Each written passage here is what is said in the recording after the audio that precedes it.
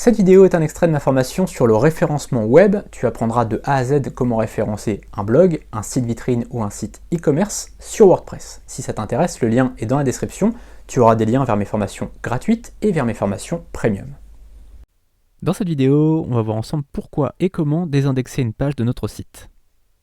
Pour le pourquoi, on en a déjà un petit peu parlé dans le premier module de cette formation, c'est que tout simplement, le moteur de recherche Google va mettre une sorte de note à chacune de nos pages, d'accord ?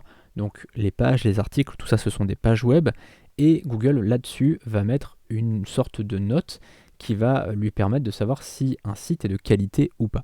Imaginons qu'on ait 10 pages, d'accord ? On a 10 pages, et on en a 8 qui sont très bien notées, qui ont 9 sur 10. D'accord, on ne sait pas du tout si ce sont des notes sur 10 ou sur 100, on ne sait pas du tout puisqu'elles ne sont pas visibles par nous.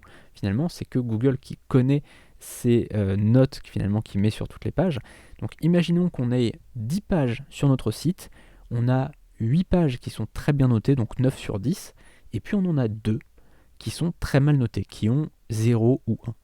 Et bien tout simplement, ça va faire baisser la totalité de notre site, notre moyenne. C'est comme en cours, quand on avait, je sais pas, un 0 en physique et qu'on avait un 19 en français par exemple, et ben le 0 en physique, il nous faisait vachement plomber notre moyenne. Donc même si on avait, je sais pas, eu des notes à 11, 12, 13, 15, et que d'un coup on avait un 0, et bien tout de suite ça nous faisait baisser notre moyenne. Ben là c'est exactement pareil, le fait d'avoir une très mauvaise note sur une page, eh bien ça va nous faire baisser tout notre site au niveau du référencement.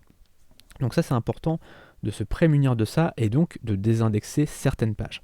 Alors on ne va pas désindexer n'importe quelle page, on va tout simplement désindexer les pages qui n'ont pas vraiment de valeur ajoutée par rapport à nos visiteurs.